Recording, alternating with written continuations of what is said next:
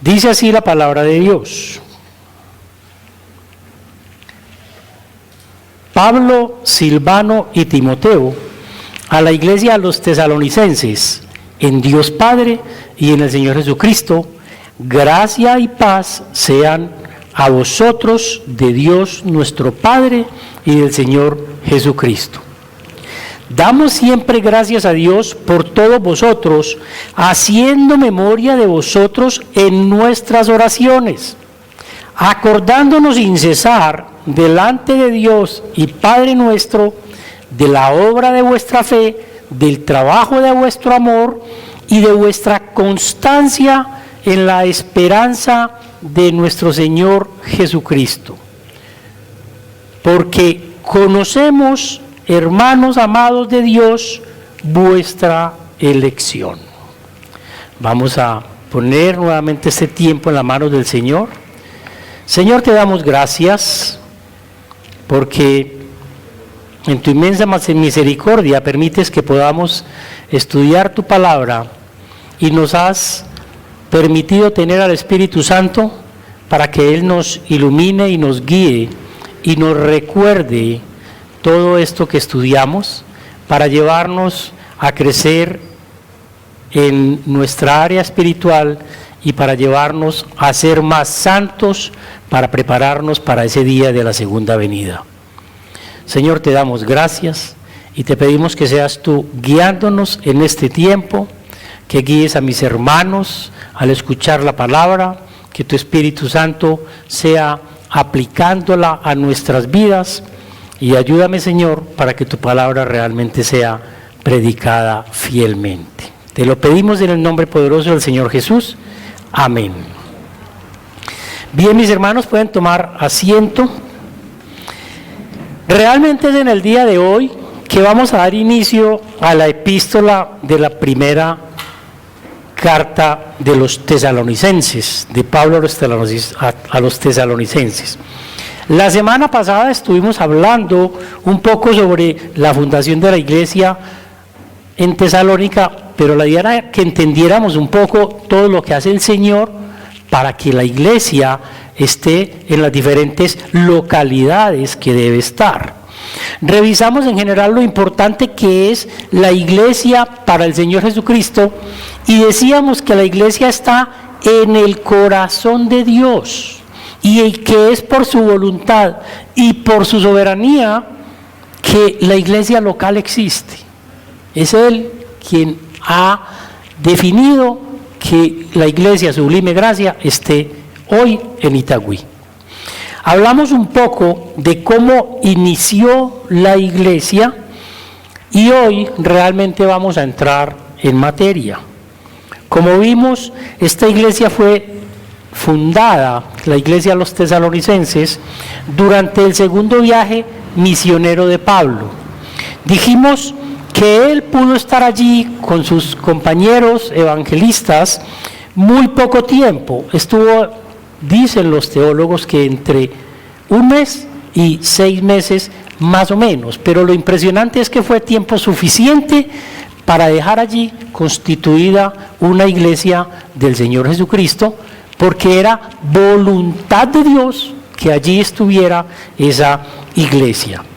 Debido a la persecución, ellos salieron y entonces también estuvo en Berea, luego estuvo en Atenas, de acuerdo a la historia que vemos en el capítulo de los Hechos, luego llega a Corinto y al parecer es desde allí, de Corinto, donde escribe esta carta. De modo que hoy lo que vamos a estar estudiando es el amor en la iglesia. Vamos a estar viendo el amor y la fe en la iglesia. Vamos a desarrollar en esos 3 versículos, en los 4 versículos, primeramente que hay un autor y hay un destinatario de la carta, y luego vamos a desarrollar el saludo, y en ese saludo vamos a ver unos puntos a resaltar que el Espíritu Santo nos trae por medio de Pablo en esa carta. Algunos puntos de ellos van a ser gratitud de Pablo, y allí entonces nosotros tenemos que ver cuánta gratitud tenemos que tener nosotros como creyentes.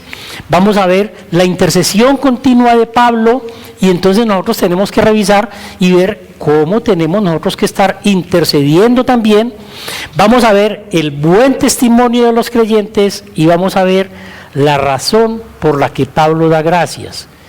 Vamos a ver entonces la razón por la que nosotros como creyentes debemos estar dando gracias a Dios.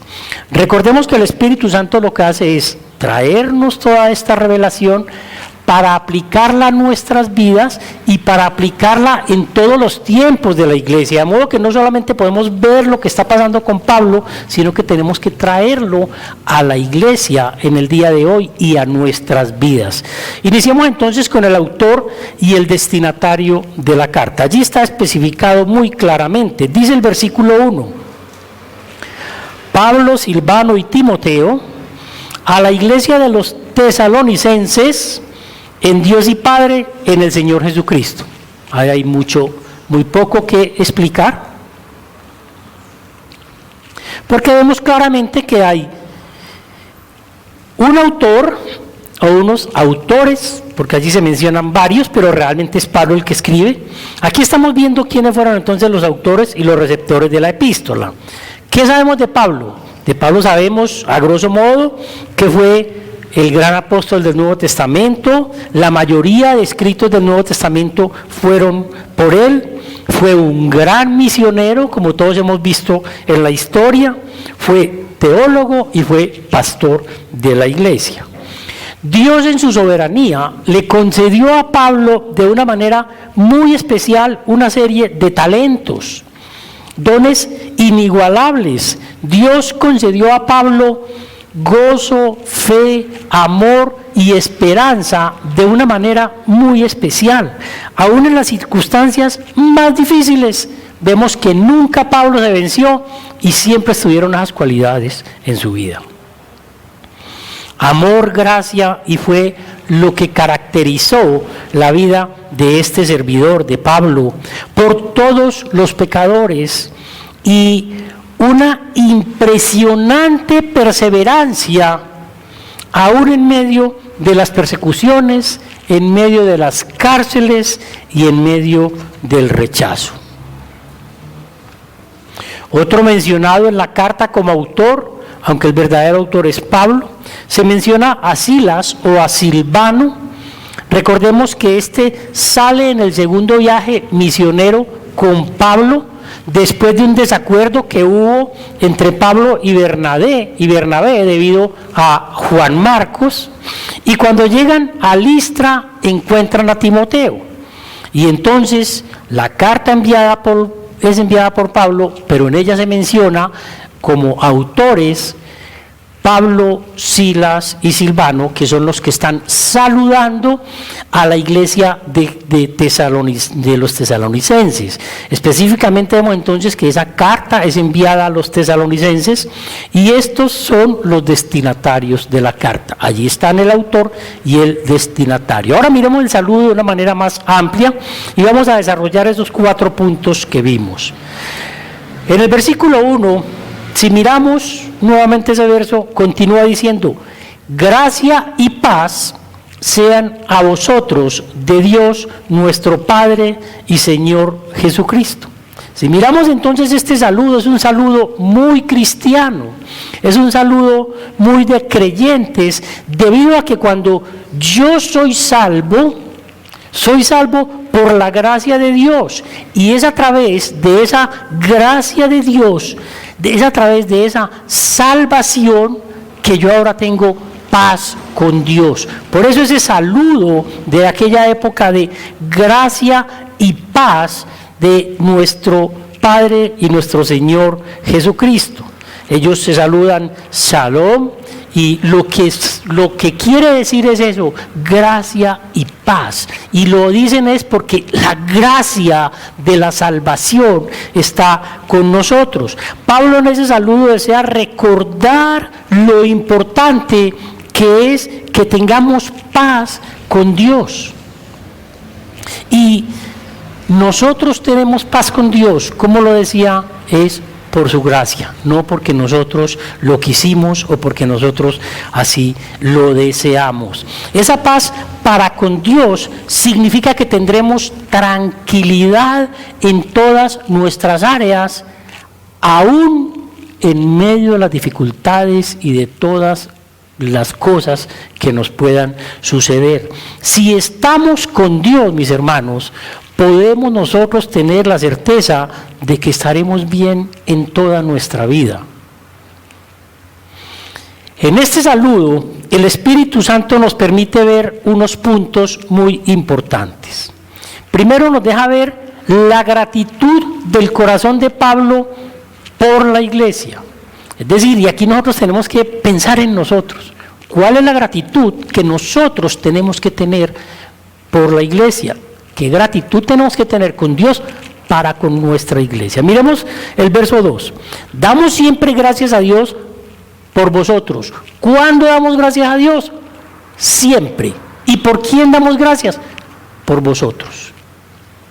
Pablo en cada una de sus cartas expresa una gran gratitud a Dios por la vida de todos los creyentes, de cada una de las iglesias que iba abriendo y de todos esos pecadores que él deseaba que llegaran a esa iglesia. Y comienza entonces allí a exhortar aquella actitud de condenación y de juicio que tienen algunos hermanos. Lo que les está diciendo es, miren, ustedes tienen que tener paz para con Dios y estar agradecidos para con Dios por sus hermanos. No podemos estar juzgando a unos y a otros, porque convivimos en la misma iglesia local. El Espíritu Santo por medio de Pablo nos está diciendo que debemos dar gracias a Dios por cada uno de nosotros. Pablo siempre daba gracias a Dios por todas las personas de la iglesia, y nosotros debemos estar dando gracias a Dios por cada uno de nuestros hermanos en la iglesia. Debes dar gracias a Dios por cada uno, no por uno o por dos o por un grupo porque son mis más amigos o mis más allegados o por los más importantes o los más visibles. No. Yo tengo que dar gracias a Dios por cada uno de los creyentes que estamos en nuestra iglesia y aún por los que están en otras iglesias. El amor de Cristo debe estar en tu corazón hacia todos los hermanos, hacia todo el mundo, sí, pero más hacia los hermanos, porque eso somos, de una familia, porque aquel hermano también ha sido comprado por un costo muy alto. Ha sido comprado por la sangre del Señor Jesucristo. Entonces yo tengo que dar gracias por cada uno de ustedes. Yo se los he dicho, mis hermanos. Yo tengo dos listicas. Una donde agradezco por cada uno de ustedes, que Dios los tiene aquí en nuestra iglesia y que nos ha permitido ser salvos. Y otra lista donde cada uno de ustedes me va contando cosas y oro por cada una de las cosas que ustedes me ponen que debo orar. De modo que cuando nosotros intercedemos y oramos por los demás, verdaderamente tenemos una gran oración por hacer. No es una oración de 2 minutos. Es una oración de 35 personas que nos congregamos en la iglesia Bautista Reformada Sublime Gracia de Itagüí, más las otras personas. O sea, es una oración que yo tengo que llevar por cada uno de ustedes, siendo consciente que usted fue comprado por el Señor Jesucristo de la misma manera que fui yo. Y fuimos comprados por la sangre de Cristo. Cada uno de nosotros es un hermano que está siendo santificado por Cristo. Cada uno de nosotros está siendo en nuestra vida alimentado y ayudado por el Espíritu Santo para crecer en santidad. Porque luego nos va a llevar el Señor a la glorificación. El Señor Jesucristo ama y trabaja con cada uno de nosotros. El Espíritu Santo está siempre trabajando con cada uno de nosotros. Y cuando yo no doy gracias a Dios por alguno de mis hermanos, o porque pues que cada uno ore, no me estoy colocando en una posición egoísta, en una posición incluso de superioridad sobre mis hermanos, y estás condenando y juzgando a aquellos por los cuales el Señor Jesucristo también derramó su sangre, a aquellos que Dios ama y con los que Dios tiene comunión todos los días. Mis hermanos, si Dios tiene comunión con usted todos los días, ¿cómo yo no voy a orar por usted si el Señor está orando por usted, intercediendo ante el Padre? Ese es el mayor ejemplo que tenemos. Nosotros tenemos que estar orando el uno por el otro. Es una obligación de nosotros como creyentes. De tal manera que cuidado como miras y como piensas de tus hermanos, porque rechazar y condenar a algunos de aquellos que Dios ama y que compra con la sangre de su Hijo no es poca cosa. Si miramos en 1 Corintios, capítulo 1, versículo 4, dice, siempre, y mire que ya estamos en Corintios, ya vimos en Tesalonicenses, pero ya estamos en Corintios y dice, siempre doy gracias a Dios por vosotros. No es algunas veces, no es de vez en cuando, es siempre, mis hermanos, que debemos estar dando gracias a Dios por cada uno de nosotros.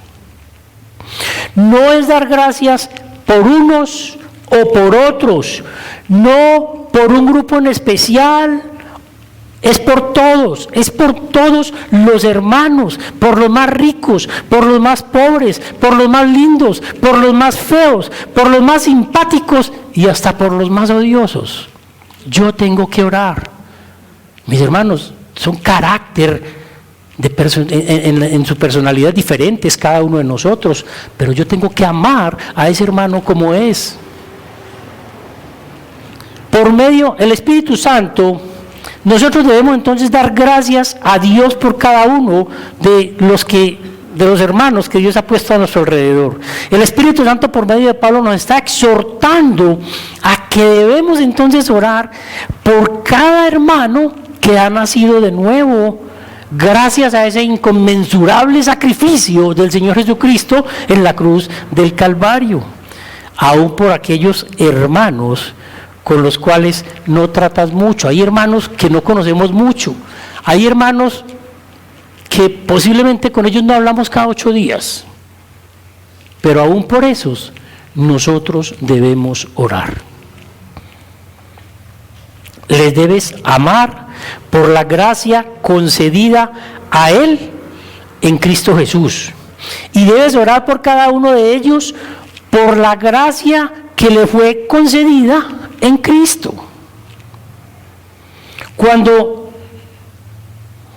Somos dados a orar por los que nos aman. Pero ¿qué nos dijo el Señor Jesucristo? ¿Qué mérito tenéis cuando amáis a quienes os aman? A quienes os aman. Es importante que reconozcamos que si alguien es nacido de nuevo, hay un precio que se ha pagado y una gracia especial que ha sido depositada, que se le ha concedido a él. Y si Dios lo tiene allí de nuestro lado, es porque algo tenemos que hacer. Yo tengo algo que hacer contigo y tú tienes algo que hacer conmigo. O sea, tenemos que andar juntos. Tenemos que estar el uno con el otro porque somos un solo cuerpo. Cuando uno de nuestros miembros falla, cuando nos duele una pierna, comenzamos a caminar mal. Cuando nos duele un dedo, nos comienza a molestar el dedo o la uña. Y eso somos. Somos un solo cuerpo Y cuando alguno de los del cuerpo falla, la iglesia va a cojear o a sentir dificultades por alguna parte. De modo que tenemos que trabajar en ese sentido. Ahora, también nos habla de intercesión este tema. Podemos ver la intercesión continua del apóstol Pablo por todas las iglesias. Dice el versículo 2, damos siempre gracias a Dios por todos vosotros. Pero, ¿qué continúa diciendo? Haciendo memoria de vosotros en nuestras oraciones, acordándonos sin cesar delante de Dios y Padre nuestro. Mire, escuche esto, lo que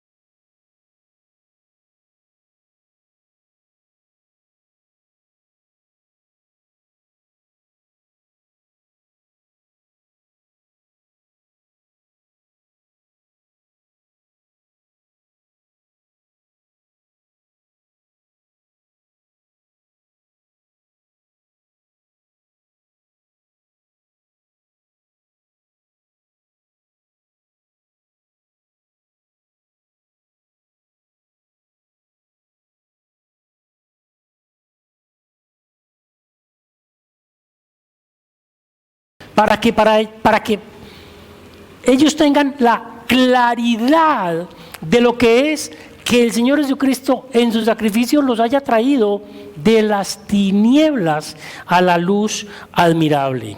La pregunta entonces sería, ¿oras tú con frecuencia por los hermanos de esta tu congregación? Debemos orar por los hermanos y dar gracias por ellos cada que puedas. Eso es lo que el Espíritu Santo por medio de Pablo nos está diciendo, que debemos orar por todos, no solo cuando está en necesidad. Es que aquel hermano tiene una dificultad muy grande, voy a orar por él. No, mis hermanos, hay que orar por todos siempre, en todo momento, cada que puedas, siempre, dice el texto.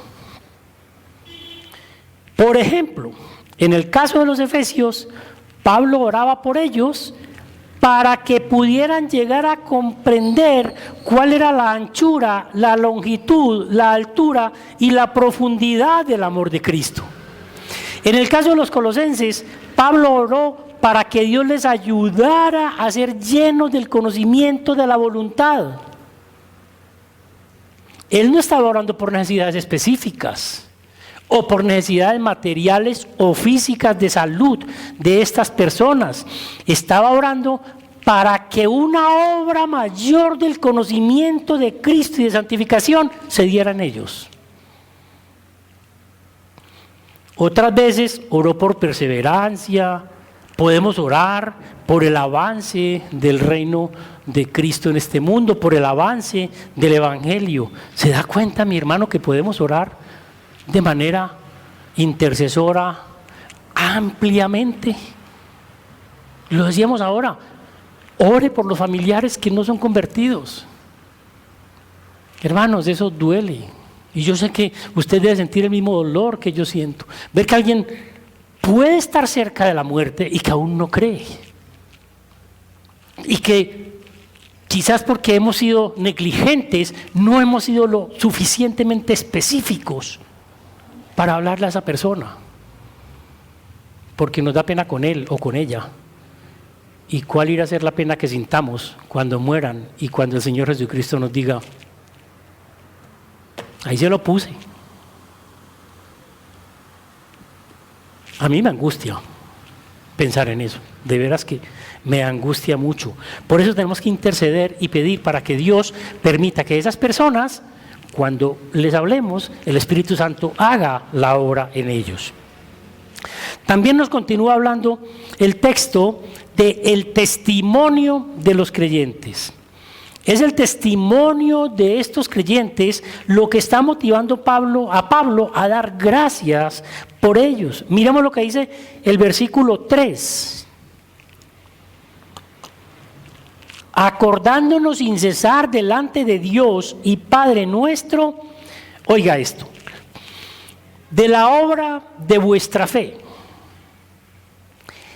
del trabajo de vuestro amor y de vuestra constancia en la esperanza en nuestro Señor Jesucristo. Por eso era que daba Pablo gracias a Dios, porque veía esas tres cualidades en la iglesia. Este es el testimonio de estos creyentes. El Espíritu Santo nos está diciendo que nosotros debemos dar gracias a Dios por los hermanos, por la obra de fe que el Señor está haciendo en cada uno de ellos, por el trabajo de amor que el Señor está haciendo en cada uno de ellos y por la firmeza en la esperanza que Dios está trabajando en ellos. Estas son tres cualidades que los creyentes debemos tener, y si no las tenemos, mis hermanos, tenemos que trabajar en ellas. Estas cualidades deben caracterizar a los hijos de Dios: la obra de fe, el trabajo de amor y una firmeza de esperanza. Vamos a tratar de ampliarlos un poquito más.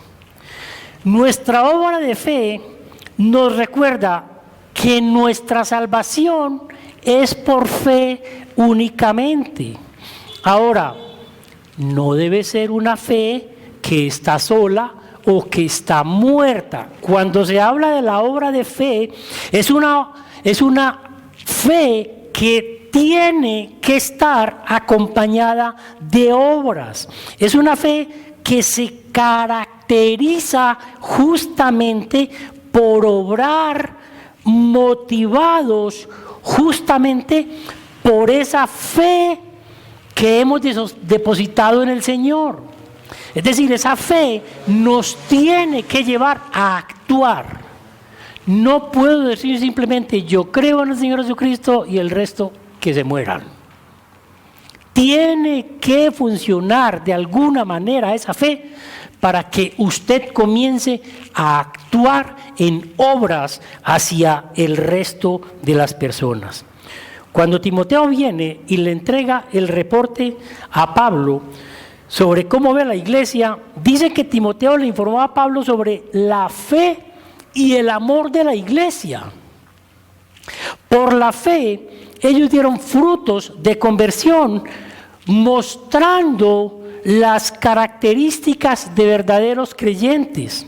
Y así debe ser. Si la fe depositada en el Señor Jesucristo es genuina, esa fe debe ser caracterizada por el fruto del Espíritu en cada uno de nosotros. El Espíritu Santo debe comenzar a producir ese fruto, el cual está compuesto por otras cosas: amor, fe, paz, paciencia, templanza y otras. Pero si no hay frutos después de supuestamente haber creído en el Señor Jesucristo, entonces la fe está muerta. No sirve para nada, no es genuina. Y de eso habla Santiago en el capítulo 2 de su carta, cuando dice que una fe sin obras es una fe muerta. Mis hermanos, es ilógico, es completamente ilógico que alguien en quien mora la tercera persona de la Trinidad, que alguien en quien el Espíritu Santo more, es imposible que ese alguien permanezca inactivo. Es imposible que ese alguien permanezca sin fruto. Eso, mis hermanos, es imposible, porque es el Espíritu el que nos lleva a actuar. Dice Santiago 2, versículo 14, ¿de qué sirve si alguno tiene fe, pero no tiene obras? ¿Puede esa fe salvarlo? La evidencia, mis hermanos, de una fe viva son las obras que la misma fe depositada en el Señor Jesucristo produce. Y mire cómo continúa diciendo el verso 15 de Santiago 2. Si un hermano o una hermana no tiene ropa y carece de sustento, y uno de vosotros le dice, id en paz, calentados y saciados, pero no le da lo necesario para su cuerpo, ¿de qué le sirve? Tus palabras no sirven de nada. Aquel que vino a ti hablándote de esas necesidades continuará hambriento, continuará con frío, continuará con su necesidad. Lo que está diciendo el Espíritu Santo es: actúe, haga algo. No es simplemente, no, vaya que ore, que el Señor obra. No, actúe usted, haga algo.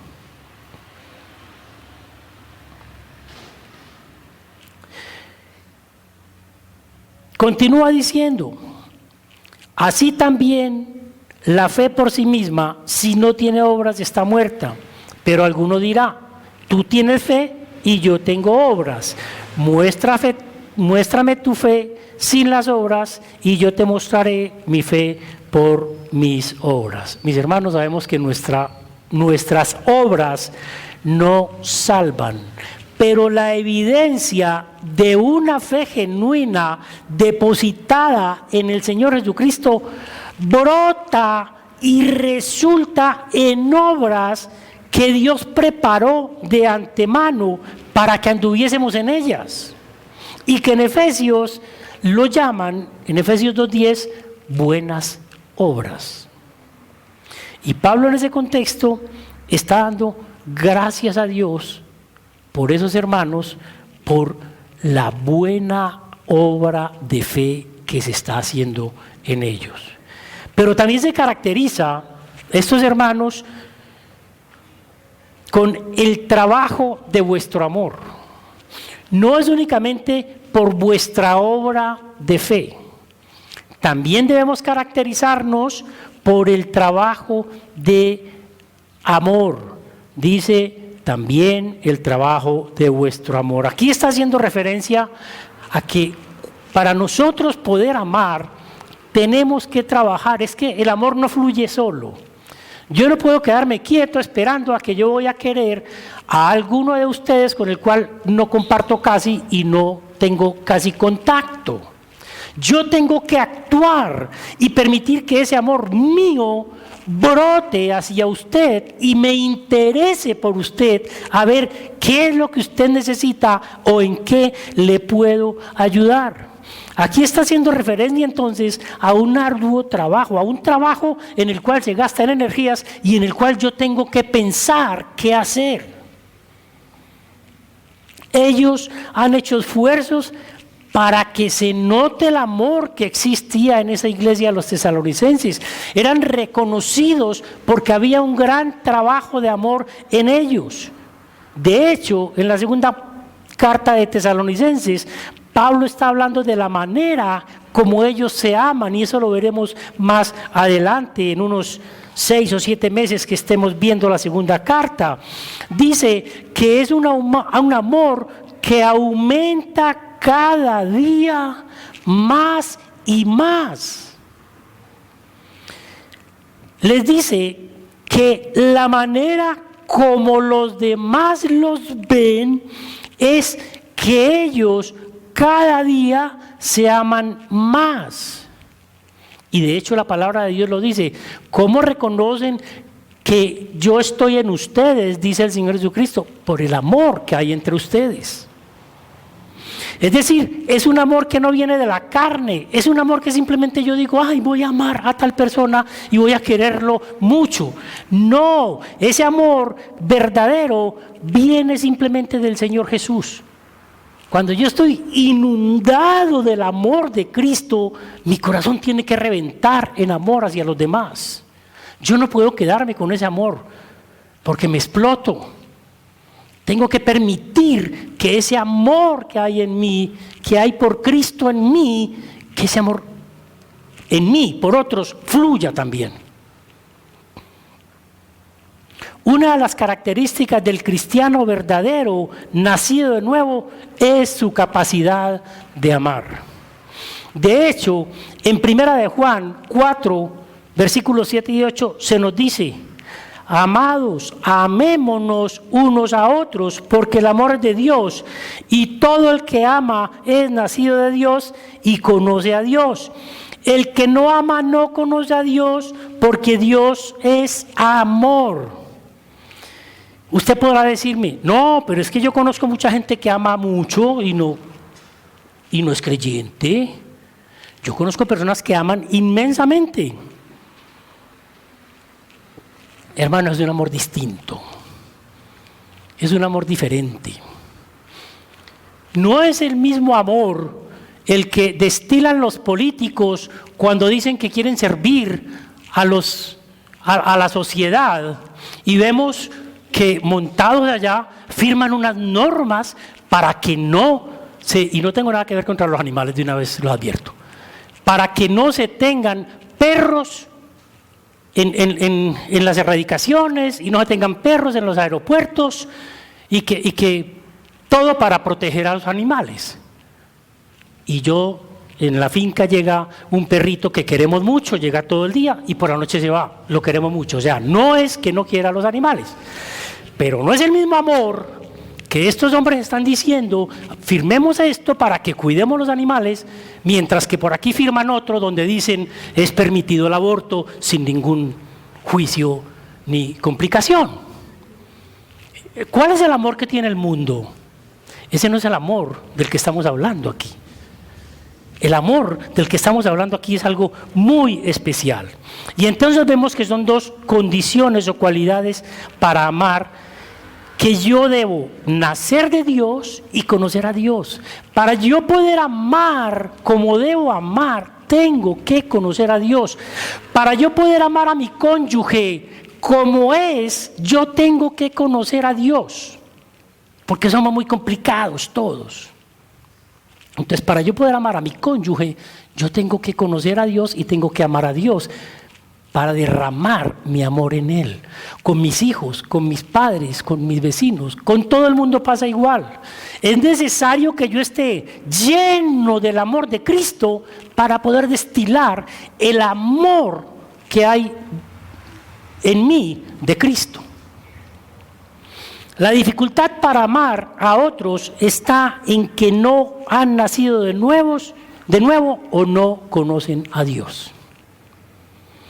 La realidad es que nosotros hablamos mucho de amor y nos pasa incluso a los creyentes, pero verdaderamente amamos poco.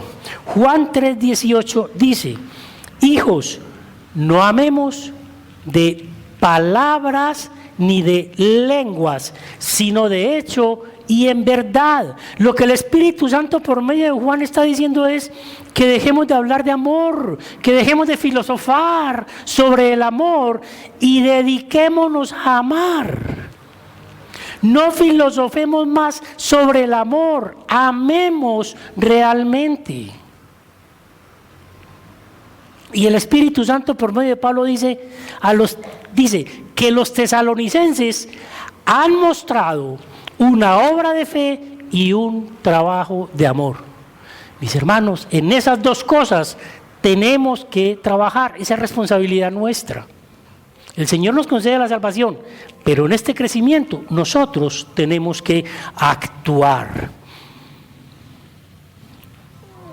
¿Cómo sería el testimonio de las iglesias cristianas si solamente esas dos cositas hiciéramos bien?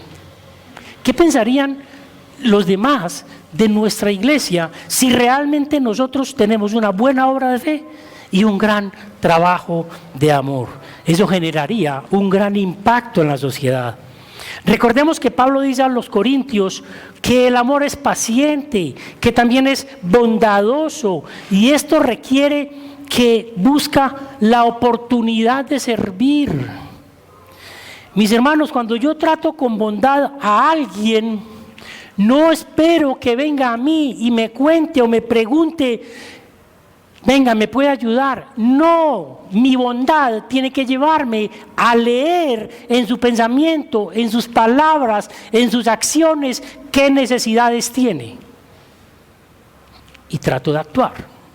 Habrá momentos en que uno no puede, pero si puedo, tengo que actuar y ser bondadoso con mi hermano. La bondad inicia la acción a favor del otro antes de que la necesidad venga. También dice que el amor no es arrogante, no es jactancioso, no menciona sus logros ni triunfos porque no está concentrado en él. El amor tampoco se porta indecorosamente, ni en privado ni en público, no es hiriente, no es cruel, no es áspero. De hecho, el amor es manso. Mi hermano, revise en su corazón cómo está el amor por su familia, cómo está el amor por su cónyuge. ¿Cómo está el amor realmente de su vida hacia los demás? Ay. El amor, alguien decía, cuando estaba preparando el sermón, estaba escuchando otros sermones, y alguien decía que el amor complica la vida del que ama, pero descomplica la vida del amado. Hermanos, ¿qué fue lo que hizo el Señor Jesucristo cuando vino al mundo, cuando se humilló y se hizo hombre y cuando luego se humilló más y fue hasta la muerte y muerte de cruz? ¿Qué fue lo que Él hizo cuando entregó en esa cruz hasta la última gota de su sangre por nosotros?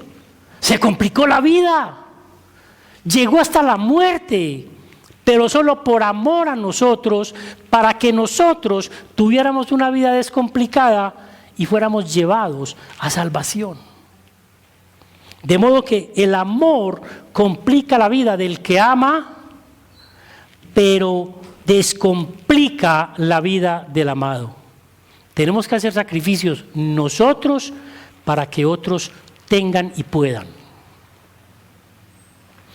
Él, el Señor Jesucristo, entregó su vida por amor a nosotros, porque nosotros estábamos muertos en delitos y pecados, y Él, teniendo vida, entregó su vida para que nosotros tuviéramos vida.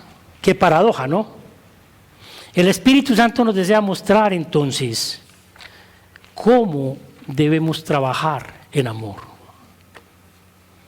En la misma carta a los Tesalonicenses, el Espíritu Santo nos muestra algo muy especial. En el capítulo 5, que veremos más adelante, versículo 11, Pablo les dice: por tanto, alentaos unos a otros, edificaos uno al otro, como lo estáis haciendo. Escuche esto, mis hermanos. Tal como lo estáis haciendo. Ellos venían haciéndolo bien, pero el Espíritu Santo por medio de Pablo los exhorta y les dice: hey, continúen que van bien, pero no lo dejen de hacer, síganlo haciendo. Ellos se amaban unos a otros, se alentaban y se edificaban, y eso, mis hermanos, es lo que nosotros tenemos que aprender y tenemos que hacer. Y si continúa en el versículo 14 de ese capítulo 5 de Tesalonicenses, primera carta, que luego vamos a estudiar, mire lo que continúa diciendo: os exhortamos, hermanos, a que amonestéis a los indisciplinados, améis a los desalentados, sostengáis a los débiles y seáis pacientes con todos. No podemos tratar a todos de la misma manera. El Espíritu Santo sabe que en una congregación cualquiera, en todas, no es solamente en la nuestra, en todas las congregaciones va a haber personas indisciplinadas. Y entonces, ¿qué dice? A estos Amonéstalos en amor, no los dejes solos, ámalos, amonéstalos por su bien para que no se desvíen del camino. Pero continúa diciendo, otros pueden estar desalentados, a estos no los amonestes.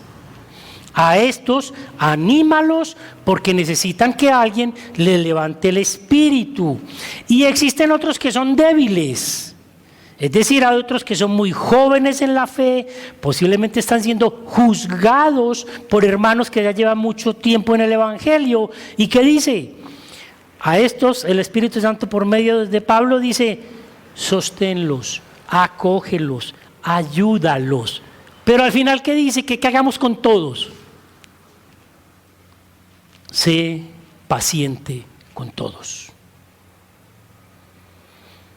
Porque el amor es paciente y nosotros como creyentes en nuestro carácter cristiano tenemos que exhibir un trabajo de amor. Y esa paciencia es un trabajo de amor que tenemos que hacer. Es que yo no me soporto a aquel hermanito. Pues haga el trabajo y vaya y comience a funcionar con él hasta que realmente sienta amor por él. Aquellos que se están alejando, que se están desviando, ayúdales a que regresen y perseveren. No lo rechace, por el contrario, tráigalo, acójalo, acérquelo. No debes esperar que seamos los pastores o los líderes los que estemos exhortando y hagamos estas cosas. Miren, muchas cosas pasan en la iglesia donde nosotros ni siquiera nos damos cuenta. Nos damos cuenta porque alguien viene y nos dice, pastor, que usted viera lo que está pasando entre dos hermanos allá en la iglesia. Pero muchas veces, ni idea. Como dicen, estamos gringos. Entonces vale la pena que cada uno de ustedes cuide a su hermano, que cada uno de ustedes se esmere por él, que cada uno de ustedes haga el trabajo de fe y el trabajo de amor. Y si continuamos mirando el capítulo 15, el capítulo 5, versículo 15, dice, mirad que ninguno devuelva a otro mal por mal, sino procurad siempre lo bueno, los unos para con los otros y para con todos. Aquí el Espíritu Santo nos continúa mostrando que debemos aprender a amar para que ese amor forme parte de nuestro testimonio personal y de nuestro testimonio como iglesia. Lo que se nos está diciendo es que nuestro estilo, que nuestra forma de vida debe ser siempre hacer el bien, siempre pensar en los demás, aún en medio de la hostilidad de este mundo, aún en medio de las dificultades, aún así yo tenga muchas necesidades, yo puedo regalarle 2 huevos al vecino, pues. Así yo tenga muchas necesidades, yo puedo darle una lonchera a la niña de un hermano porque no tiene para lonchera. Eso es lo que nos está diciendo el Espíritu Santo. Miren, piensen, ámense, piensen en los demás, tengan fe en que las cosas van a funcionar bien, pero piensen en los demás. Y la tercera característica de los cristianos que aquí se menciona es la firmeza de vuestra esperanza, vuestra obra de fe, vuestro trabajo de amor y la firmeza de vuestra esperanza. Mis hermanos, cuando lleguen las dificultades, cuando lleguen las enfermedades, cuando lleguen los temores, cuando llegue la angustia, porque va a llegar, aún en medio de todas esas dificultades, nosotros tenemos que mostrar siempre que hay una gran esperanza en nuestra vida, que es el Señor Jesucristo, que es la segunda venida y que es el estar con Cristo por toda la eternidad. Cuando no mostramos esperanza, estamos negando la fe. Cuando criticamos, cuando juzgamos, cuando comenzamos a quejarnos por lo que estamos viviendo, por lo que está pasando, estamos negando la fe. Los creyentes debemos mantener la calma en medio del desenfreno y la desesperanza que genera este mundo. Nuestra esperanza está anclada en las promesas de Dios, no en este mundo. Nuestra esperanza está fundada en Cristo, no en nada más. Estamos anclados y vivimos en este mundo, pero estamos esperando el mundo venidero. Nosotros confiamos y creemos que Dios es más real y que sus promesas, aunque aún no las veo, ahí están, son reales. Dice Hebreos 11:1. Es pues la fe, la certeza de lo que se espera y la convicción de lo que no se ve. Nuestra confianza, mis hermanos, está en Cristo, en aquello que ha sido revelado, y aún en medio de las dificultades yo tengo que tener la certeza de que lo que aquí dice es cierto. ¿Por qué? Porque la palabra dice que Él no es hombre para que mienta, y si aquí me lo dice, yo tengo que creer, así no lo vea aún. En medio de las dificultades, de las pérdidas, de la persecución, de las decepciones, el cristiano tiene que tener la esperanza viva y real de que lo ancla no es este mundo, sino que está anclado en el corazón de Cristo. Todo eso formó parte del testimonio y del carácter de los tesalonicenses, como lo vamos a estudiar en esa carta. Pero todo eso tiene que formar parte de nuestra vida, porque nosotros también somos cristianos y somos creyentes. La esperanza que nosotros tenemos, mis hermanos, se llama el Señor Jesucristo, y esa esperanza es la que tenemos anclada en el alma. Nos debe llevar a estar firmes, a no desfallecer y a estar siempre creciendo en santidad, aunque sea difícil, aunque hayan muchas dificultades. Mis hermanos, estas son las características de un buen creyente. Si miras su fe, debe estar acompañada de obras. Si miras su amor, es un amor sincero y entregado, es un amor fuerte, se nota el trabajo de amor en su corazón. Y si mira su esperanza, debe haber firmeza en ella, no deben haber dudas. Y para terminar, vemos una razón de Pablo para dar gracias, y nosotros tenemos que adherirnos a esa razón. Dice: porque conocemos, hermanos amados, le está diciendo Pablo a la iglesia, que los que le escribieron, Silas, Timoteo y él, conocen, hermanos amados de Dios, vuestra elección. Mis hermanos, lo que está produciendo en Pablo ese éxtasis, ese deseo de agradecer en oración a Dios por los hermanos, es saber que ese grupo de creyentes es un grupo nacido de nuevo, es un grupo que ha sido comprado por la sangre del Señor Jesucristo, es un grupo de personas que Dios ha elegido para la eternidad, y eso es lo que nosotros tenemos que tener en nuestro corazón para poder orar por los demás. Yo tengo que darle gracias al Señor: Señor, gracias, porque aquí tienes este ramillete de personas que en tu voluntad nos vamos a ir contigo. El Padre le ha entregado al Hijo un manojo, un grupo de personas para que sean salvos, para que el Hijo, por medio de su sacrificio en la cruz del Calvario, por ese derramamiento de su sangre en la cruz, sus pecados sean lavados, y que todos aquellos que en Él creen, entonces sean salvos.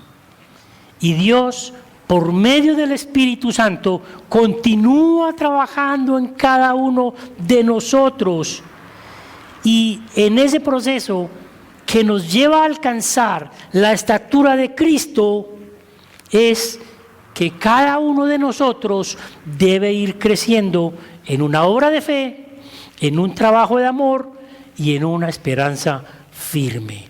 Entonces lo que el Espíritu Santo por medio de Pablo nos está diciendo es que por todo esto nosotros tenemos que dar gracias a Dios por mis hermanos, por la iglesia en que nos tiene plantados.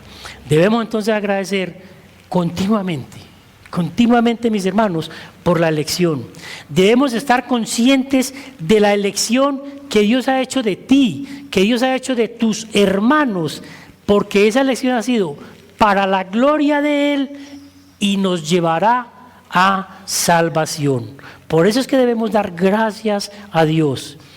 Aunque no conozcamos mucho a los hermanos, debe dar gracias a Dios, porque ellos también han sido elegidos por Dios y sobre todo ellos forman parte de una familia indestructible que es la familia de Dios.